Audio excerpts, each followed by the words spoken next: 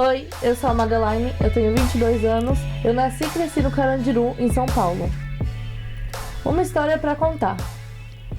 Minha trajetória na arte. Oi, Madeline, seja muito bem-vinda ao nosso espaço. Obrigada por você se dirigir até aqui e vir trazer sua colaboração, sua contribuição. E eu acho que você já mostra isso na sua presença, na sua essência. A gente já capta isso, a sua força, o tanto que a arte é presente na sua vida, na sua estética. E eu tô bem interessada em saber de que maneira, como é que você descobriu, porque você é muito jovem, quando é que você se descobriu amante das artes, artista, sua vocação, foi em casa, foi na escola, como é que foi? Desde pequena, quando eu tinha uns 4, 5 anos, minha mãe e meus irmãos colocavam na MTV aqueles clipes de divas pop, né? Era da Madonna, era da Lady Gaga, Pussycat Dolls, um monte. E eu sempre gostei de ficar recriando os passos delas. Eu ficava na sala, me jogava no chão, imitava os clipes e sempre foi muito presente isso em mim. Tinha vez que minha mãe entrava na sala, eu tava em cima do móvel, imitando coisa. E eu gostava também de criar passo, ficar inventando um monte de coisa. E meu pai, quando ainda era vivo, ele falava muito, né? Nossa, a menina vai ser bailarina. Nossa, a menina não para de dançar. E conforme eu fui crescendo e vendo novelas que passavam no SBT, eu sempre escolhia alguma personagem da novela pra ser, né? E ficava recriando as cenas, falando sozinha. Aí meu irmão captava isso e falava, vai ser atriz. Minha mãe falava, menina, vai ser atriz. Sempre foi, minha família inteira sempre soube olhar pra mim e falar, nossa, é artista. Aí, conforme o tempo foi passando, eu conheci Monster High quando eu tinha por volta de 9, 10 anos. E eu sempre escolhi a minha personagem favorita pra brincar que eu era ela. Aí eu comecei a ganhar as bonecas. Eu brincava tanto com as bonecas, né, de casinha, na sala, quanto eu ser a personagem mesmo. Isso até na escola, sempre gostei muito de me sentir a personagem. Tanto que a minha mãe até fez uma roupa da Draculaura pra mim em uma festa da escola, nunca vou esquecer. E aí, com isso, né, com a chegada da Monster High e essas modas que tiveram na época, eu comecei a assistir youtubers que gostavam de fazer vídeos mostrando a casinha delas, a coleção delas. E aí eu falei, acho que eu vou fazer isso aí. Só que eu era muito nova, minha mãe não deixava. Aí eu, depois de tanto insistir, minha mãe deixou desde que eu não aparecesse nas câmeras. Aí eu comecei a fazer vídeo mostrando as bonecas, coisas do mesmo nicho. Aí a minha mãe decidiu, depois de um tempo, que eu podia fazer uns vídeos aparecendo. Só que nessa época, quando eu comecei a aparecer, eu já comecei a gostar de K-pop. E aí eu comecei a ir nos eventos e via as pessoas fazendo covers das músicas.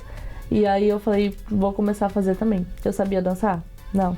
Mas fui aprender. Aí comecei a gravar no mesmo nicho de K-pop.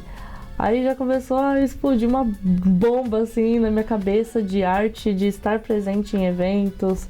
Mas pode continuar perguntando que aí eu... Não, aí já foi meio que um laboratório para você conhecer, se ambientar no universo artístico.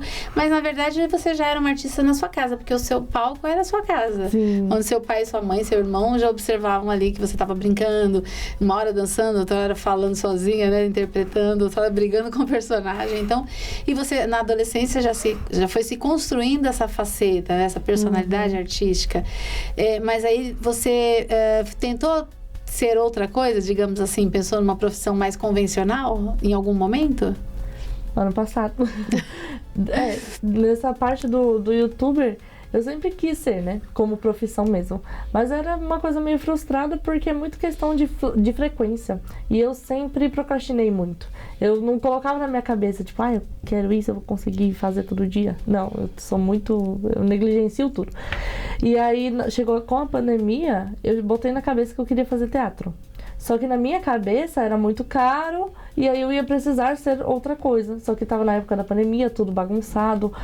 E aí, depois que acabou a pandemia, eu passei na ETEC do Carandiru, que foi onde eu nasci, e descobri que lá tinha um curso de teatro, que era gratuito. Aí eu fiz a prova, passei, e aí eu me formei em 2023. Só que em 2024 eu entrei para ser operadora de caixa no mercado. Acabou com a minha vida. Acabou com o meu sonho, enterrou tudo. Assim, que para quem gosta de arte, né, nada contra, mas trabalhar em um emprego onde você tem que Muitas horas, algo mais repetitivo, não tem muito, vamos dizer, não dá muito ali envolvimento, embora cada pessoa que passa ali dá pra você se inspirar nos personagens também, né? Que é meio rico nessa parte. Mas é claro que é diferente de você estar num palco, nas luzes, cantando, enfim. Aí você achou, aí foi já, mas você conseguiu ficar nesse trabalho por muito tempo ou não? Fiquei quase um ano, fiquei 11 meses. Faltava acho que 10 dias pra completar um ano. Mas essa questão de inspiração assim, nas pessoas, o que eu mais consegui fazer enquanto eu tava ali dentro foi escrever um monte de poema. E se você for pegar um poema escrito nessa época, você vê que meu brilho todinho tinha ido embora. Sumiu, porque era só coisa triste. Era muito ruim. Acredito, era laboratório, mas para as outras nuances, porque também, até o nosso símbolo aqui, né, é o teatro da vida, onde a gente interpreta inúmeros personagens e a gente sempre está celebrando o teatro pela sua função, enquanto moldar o ser humano, enquanto trazer questionamentos através dos personagens, através das histórias. Então, você, embora foram poesias tristes desse cotidiano massacrante, mas você conseguiu externar um sentimento ali, mesmo que fosse de indignação, de raiva, sei lá, de contrariedade, algo assim. Sim, eu refletia muito nesse período, porque era muito contraditório, eu tava me sentindo injusta comigo mesma. Porque eu tenho um sonho muito grande. E isso não é tipo uma coisa que surgiu de agora, por moda. Não, eu tenho isso, nasceu comigo. E eu me sentia muito injusta comigo mesma, por eu me forçar tanto a ficar numa coisa com a qual eu não concordo, para poder nutrir o sonho que a outra pessoa tem, sabe? Que não era meu. E aí, tudo bem, com o trabalho eu consegui fazer teatro musical, pagar, né, o curso, consegui comprar o meu teclado, tudo bem, mas ainda é uma coisa que eu consegui isso com o meu esforço, não que esse mercado me deu o que eu tenho, sabe? Entendi. É muito pesado. As relações capitalistas que ficam na nossa cabeça, porque é como se, na verdade é isso, você cede aquelas horas super importantes da sua criação, da sua vida, em troca de uma moeda, né, uma moeda de troca, para você ter até instrumentos para exercitar essa arte que está dentro de você, tão forte, tão latente, que está pedindo para sair de alguma forma, mas não necessariamente no caixa de um supermercado. Exatamente, tanto que eu larguei o musical justamente por causa disso, porque eu fazia em Guarulhos de domingo, todo domingo, e para chegar lá eu tinha que sair 6 horas da manhã, porque o curso era às 8, e eu chegava do mercado mais de meia-noite em casa. E aí, então, tipo, no sábado eu dormia 4 horas ali pra poder estar em Guarulhos 8 horas e ir de novo pro mercado ficar até 10h30 por aí, no domingo. Então, nossa, eu não tava conseguindo entregar o que eu sou em cena. Então, tava muito maçante. Eu chegava no teatro já pensando no trabalho, pensando em desenvolver outra coisa que não era o que eu tava presente fazendo, sabe? Foi bem difícil. Entendi. Aí você, em algum momento, não aguentou mais e saiu do mercado. Mas você continua estudando agora a música. Você vai entrar na escola de música? Isso, eu tava. E aí eu também precisei parar de novo por causa de trabalho. Mas aí agora eu vou tentar de novo o curso no mesmo lugar que eu me formei em teatro. Aí eu acredito que eu passo de novo, porque se eu passei a primeira vez, com certeza, tomara que eu consiga, porque aí eu vou fazer à tarde. Já falei que 2026 bate o martelo e vai ser totalmente dedicado pra quem eu sou, não pra quem as pessoas querem que eu seja.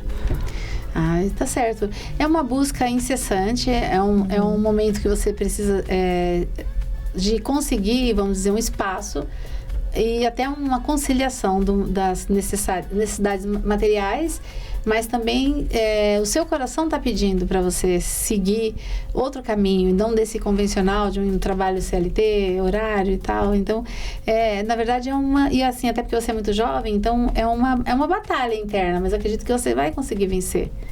Eu espero muito. Eu tô com um projeto muito grande para esse ano, que eu comecei a escrever em 2023, no mesmo período que eu estava em processo de TCC do teatro.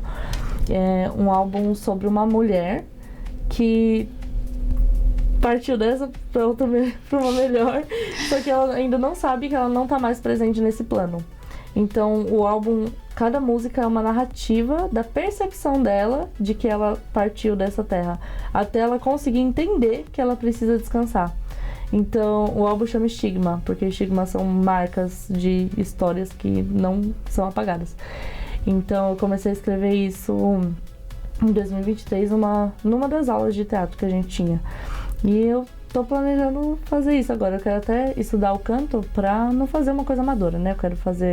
Quero deixar um legado onde eu saiba exatamente o que eu fiz, pra não fazer de qualquer jeito. Você quer se qualificar para ser uma profissional reconhecida pelo seu ofício, pela sua dedicação e pelo seu talento, sobretudo.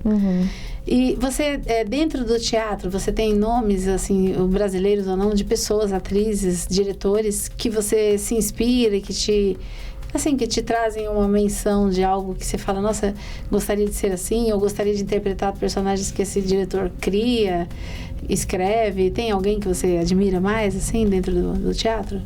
Eu gosto mais de me inspirar em coletivas no geral, porque o teatro é muito coletivo, né? Trabalho em grupo. Eu gosto muito da Coletiva Ocupação, que é um grupo de teatro periférico que, pra mim, é incrível, intocável. E tem um coletivo que se formou após o meu coletivo lá no TCC da ETEC, que é a Quadrilha Teatral. Eles foram muito longe, eles começaram na ETEC e eles estão indo muito longe. E eu sinto um orgulho porque eu acompanhei de perto, né? E às vezes eu olho o trabalho deles e falo, caramba, eu quero ter esse esforço, eu quero me cercar de pessoas que tenham essa paixão pela arte dessa forma. E eu acho eles muito incríveis. E eles ficam em que bairro aqui em São Paulo que eles ficam? Eles fazem em vários espaços. Eles já foram até pra Argentina. E eu me inspiro muito mesmo neles, porque... É itinerante. É, isso. Porque eles se formaram depois de mim, assim. E eles conseguiram manter isso. O meu coletivo, infelizmente, na época já tava um pouco... Todo mundo meio que deu uma apagada, sabe? Aí não rolou da gente continuar, infelizmente. Mas eu tenho muito orgulho da quadrilha de ter acompanhado esse processo tão de perto. Na verdade, eles tiveram bastante afinco e se uniram e não desistiram e estão continuando e estão crescendo também, né? Exatamente. Isso é bacana de ver porque você presenciou ali o começo, foi crescendo. Então, mas é uma marca que eles estão criando. Mas você também tem condições de criar essa marca, seja num grupo. Você falou de sátiros. Porque é legal para quem está assistindo, que não conhece, falar onde fica, como funciona, já que você já frequentou. Como que funciona lá os sátiros? Algumas peças são gratuitas. O sátiros é um espaço próprio do coletivo. Algumas peças são gratuitas, outras são pagas. Fica na Consolação. Entre a Consolação, o centro, essas partes, que é bem na frente da Praça Roosevelt. E lá também tem o espaço do Parlapatões e tem a SP Escola de Teatro, que também abre todo o semestre as audições, né? A prova vestibular. Mais ou menos no vestibular. E você pode entrar, é gratuito, só tem a taxa de inscrição, pra quem quer se aprofundar, né? E eles sempre fazem peça lá, eles têm as redes sociais, dá pra acompanhar quando eles estão em temporada, quando tem oficina deles. Então eu acho que vale muito a pena pra você se aprofundar, se conhecer pessoas novas. Acho que é um espaço muito bom. Certo. Você tem alguma sketch, alguma coisa que você pudesse apresentar aqui, mesmo sentada, rápido, curto, ou uma poesia? Já que você é uma atriz e não tem tanta vergonha, pode ou fazer um poema, que você escreveu alguns, né?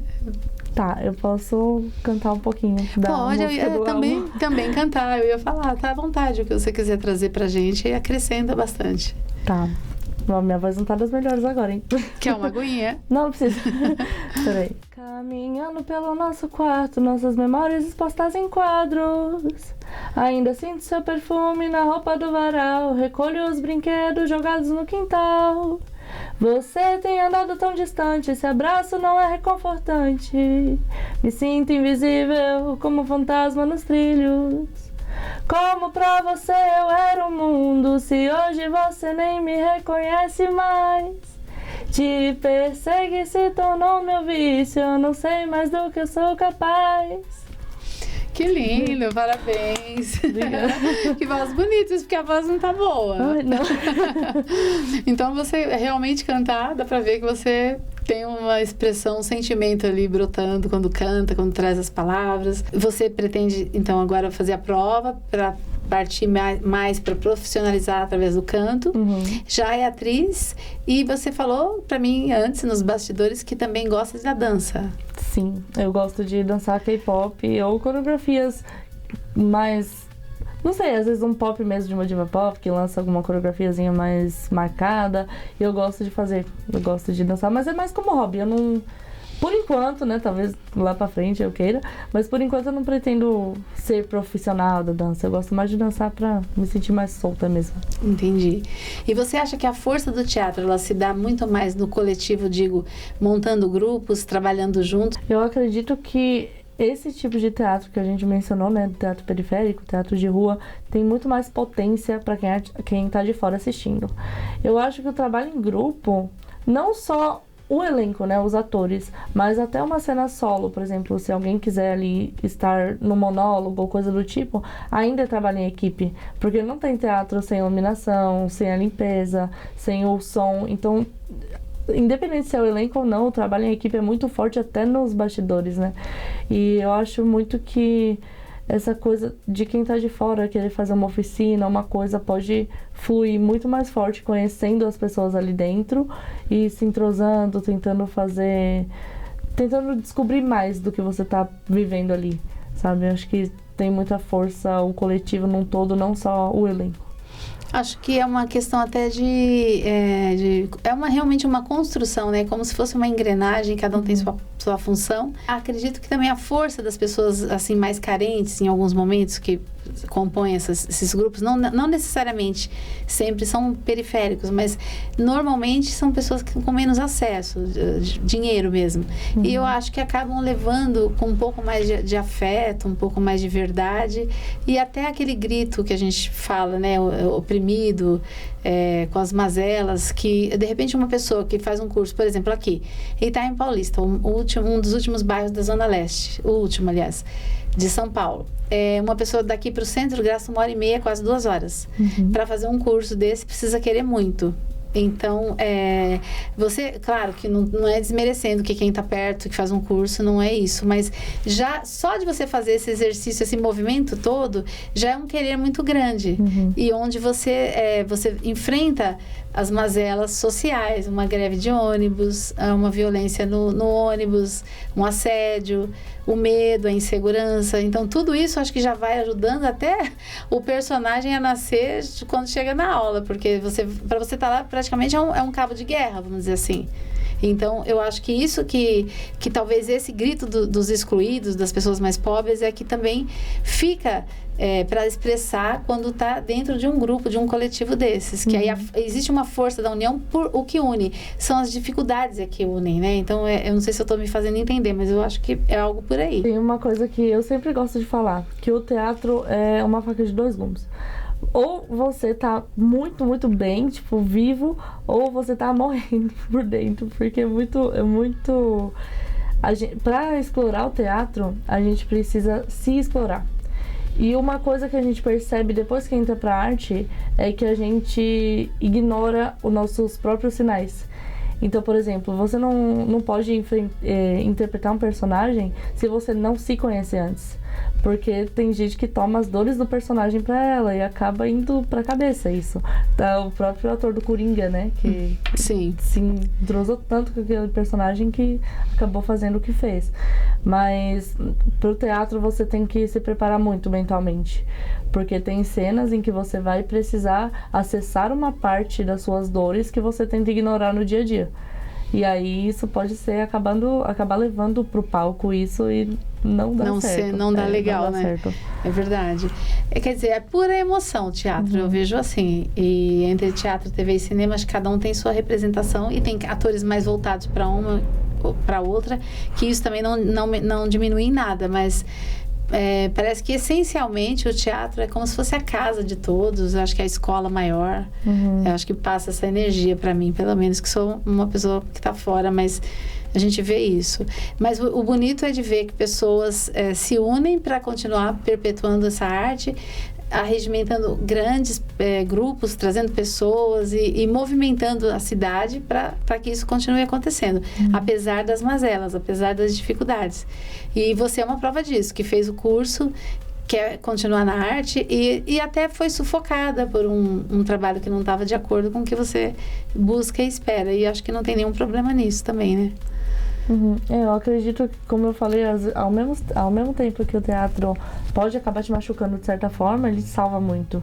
Porque, como você mesmo citou, todos os problemas sociais, como o ônibus, um assédio, uma violência, no teatro ali, mesmo que você tenha que conviver com pessoas que não são tão parecidas com você, e isso acabe trazendo intrigas ou coisas do tipo, ainda te salva muito quando você tá lá dentro.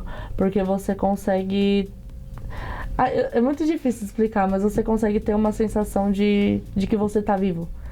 Porque você tá fazendo uma coisa que ainda vai mover pensamentos das pessoas, vai influenciar de alguma forma.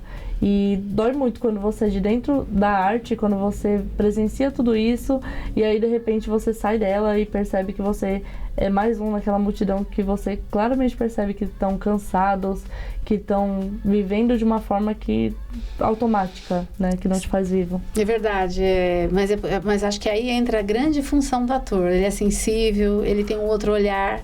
E acho que isso humaniza as pessoas, né? O músico, o ator, o cantor, normalmente pessoas ligadas às artes, acho que elas têm essa função na sociedade, porque assim, o dia a dia, ele é meio perverso, cruel, levanta, trabalha, volta, paga a conta, enfim, aquela vida meio que no automático. E aí a gente vê, aí você de repente você liga a TV ou você vai até um teatro e você consegue se sensibilizar, se emocionar através de alguém que está ali, pensou, sentiu, expressou, externou algum outro ser para trazer para você, para te servir, vamos dizer assim, essa emoção que te provoca às vezes uma sensação muito boa, ou não, ou uma saudade, enfim, as várias emoções que pode trazer através de um ator, de uma cena, de um teatro, né? Com certeza. Sobre o teatro ainda, alguma outra coisa, alguma colocação que você queira fazer? A gente tem uma dinâmica ainda para fazer. Tá. Eu acho que eu posso dar um conselho para quem assistir isso, né? Eu acho que, embora a gente esteja sempre preocupado com o futuro, bate a ansiedade, ai meu Deus, eu não tenho trabalho, não vou ter dinheiro para fazer isso, não vou ter dinheiro para fazer aquilo. Eu acho que seria muito bom todo mundo tirar um tempo para refletir e pensar se você está sendo justo consigo mesmo. Porque, embora seja muito necessário, esse instinto de sobrevivência seja muito forte, eu acredito que a vida é curta demais, porque a gente não sabe o dia de amanhã. Então, seria importante pensar se você partisse agora, você estaria partindo realizado consigo mesmo. Então, eu acho que vale a pena tentar se organizar para fazer o que você queira fazer, sabe? É verdade. Desde que seja uma coisa que não afete ninguém, obviamente. É verdade, porque acho que a gente carrega, cada um carrega a sua verdade, cada um carrega a sua essência e tem que lutar por isso, porque, como você está falando, passa rápido e às vezes você fica naquela frustração de não ter alcançado, de não ter feito. E é muito ruim essa sensação, né? A gente sempre, ao longo da vida, a gente passa por frustrações, sensações de impotência, de não ter feito, não ter conseguido. E realmente, é um grito dentro de si que ele precisa se transpor para a realidade, né? A gente tem umas dinâmicas aqui que a gente costuma fazer, que é para a pessoa se expressar da maneira que ela quer, o que ela pensa, o que ela acredita, pensamentos, ações, o que não gosta, o que repele. Então é legal de você é livre aqui para falar o que você quiser nessas perguntas, tá bom? Só um minuto.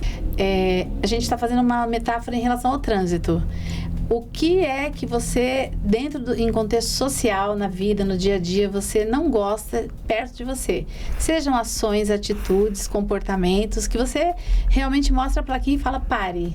Tá, posso ser sincera aqui? Pode. Tá. Uma coisa que me estressa muito é a falta de comunicação das pessoas. Tipo, às vezes são coisas muito pequenas que poderiam evitar um bafafá enorme. E as pessoas parecem que entram por um ouvido e saem pelo outro e não dão a mínima. Eu acho que as pessoas cada dia mais ficam menos capazes de ser honestos e de falar uns com os outros. Eu vejo muito isso na rua, até em situações pequenas. Seja no metrô, no mercado. Às vezes você olha e faz uma pergunta simples e a pessoa não sabe te responder um sim, um não, ou um talvez, ou qualquer mínima coisa. E fala, tipo, ou resmunga ou te ignora. Eu acho isso muito, não sei, me irrita muito. Você falou um ponto muito legal do pare, a comunicação. Deixa eu guardar a plaquinha, que a gente já vai fazer outra. E aproveitando o que você está falando aí, são termos, você me lembrou um livro chamado Comunicação Não Violenta, e principalmente em uma cidade grande como São Paulo, como é que você só pede uma informação e a pessoa se irrita para responder? Quer dizer, então por que a comunicação ela tem que ser fluida, né? Ela tem que ser, você pergunta, bom dia, claro, com educação, a pessoa responde e tudo bem, segue a vida. Mas por que resmungar? Por que atacar? É muito, então isso tudo realmente é muito truncado, é onde o ambiente social fica insuportável. Ou ter medidas, ações que não são devidamente comunicadas e às vezes acontece isso que você está falando, vira aquela confusão que por uma coisa tão simples. Então, a comunicação ela é uma das nossas maiores, se não a maior ferramenta que o ser humano tem, que é a fala, expressar o que pensa, o que entende. E eu já passei por isso, de pedir uma informação e quase ser atacada, sabe? Aí você fica, nossa... Isso é muito sério e é um tema muito legal de você trazer aqui, viu? Eu mencionei que eu sou muito estressada, né? E esses dias eu tava no mercado, e mercado, principalmente em dia cheio, é o que mais me estressa no universo, assim, eu fico muito estressada. E aí a gente tava no caixa passando, e a moça que tava na frente tinha deixado dois itens, assim, presos na esteira. Aí o meu namorado perguntou: moça, isso aqui é seu? Você vai levar? Porque ele queria ajudar ela pra colocar na esteira. Ela ficou olhando pra cara dele e não respondeu, tipo, é meu, ou não, pode deixar, nada. E eu fiquei tão brava que eu já tava estressada, o mercado cheio, e a mulher não sabia falar um sim ou não.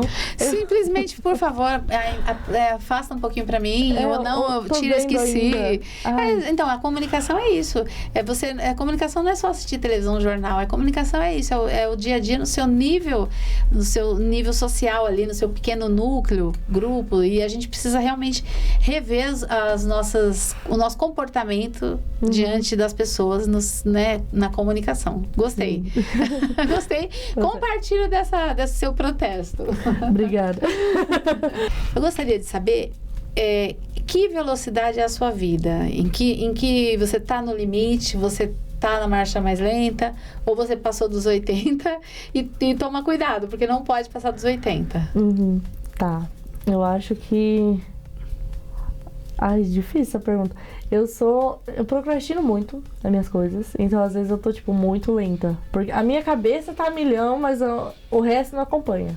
Porque eu tô cheia de ideia e querendo fazer isso, querendo fazer aquilo, mas eu não faço. E aí agora eu tô tentando dar uma acelerada. Eu não sei, é difícil porque, como eu disse, a minha mente é muito rápida, mas o restante não tá acompanhando.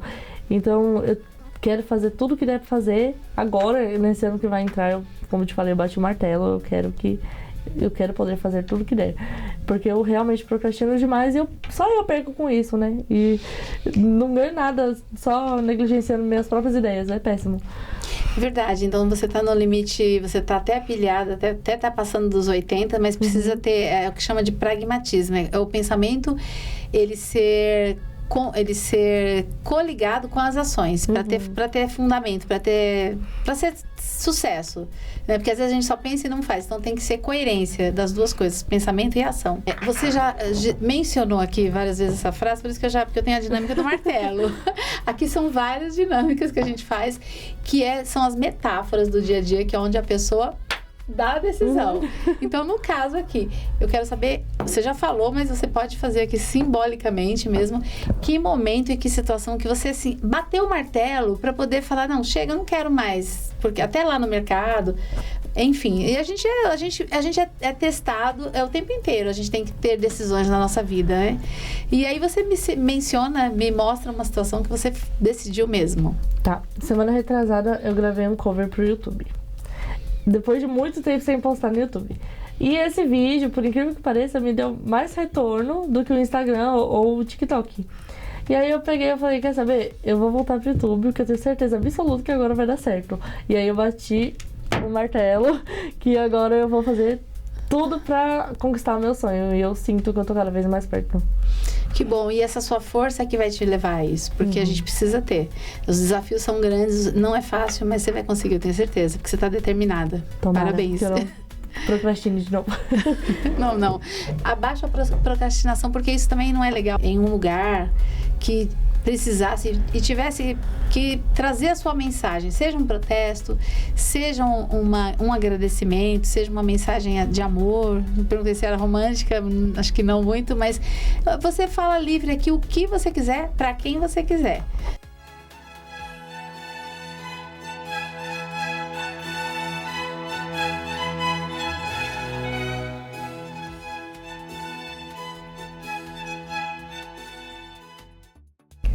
Viva a vida do jeito que você quiser e não deixe nunca que nada e nem ninguém tire o seu brilho e o seu sonho de você. Parabéns, isso porque é uma menina determinada. Tá certo. A gente precisa usar mais esse lado. O lado de deixar de procrastinar mesmo e viver a nossa vida, porque afinal de contas, no final de tudo é só a gente e Deus mesmo, e é isso mesmo. Madeline, eu quero agradecer sua participação, sua presença artística cativante, seu talento que a gente já percebe com a sua voz, com a sua expressão. E você trouxe muitas coisas bonitas aqui, até reflexões sociais aí das comunicações. Achei muito legal você falar isso, porque por você ser uma menina jovem, a gente já sente esse ruído na nossa sociedade, né? Onde as pessoas não falam direito, não se expressam, e a gente vive uma vida mais estressante até por força do comportamento, de onde as pessoas, elas se esquivam das suas responsabilidades, e às vezes falar o que tem que ser falado é uma maneira de você viver bem, né? Viver tranquilo e não provocar o caos. Então, tudo que você falou vai sim colaborar muito. Eu agradeço você ter vindo e você tá livre para deixar sua mensagem. Eu que agradeço pela oportunidade, de verdade. Nunca imaginei estar gravando assim. E é isso, gente. Eu espero muito que quem assistiu isso tenha sentido essa força de se levantar e sair do que não te faz tão bem assim, porque às vezes não é tão necessário quanto parece ser. E então eu espero muito ter despertado isso em alguém, a vontade de viver o seu sonho, viver atrás de quem você quer ser. E é isso. Muito obrigada, Madeline. Obrigada, eu que agradeço. Conhecer a trajetória de Madeline é entender o que move uma artista. Acompanhe agora alguns momentos de palco que mostram essa entrega. E para não perder nada dessa jornada, siga a gente nas nossas redes sociais.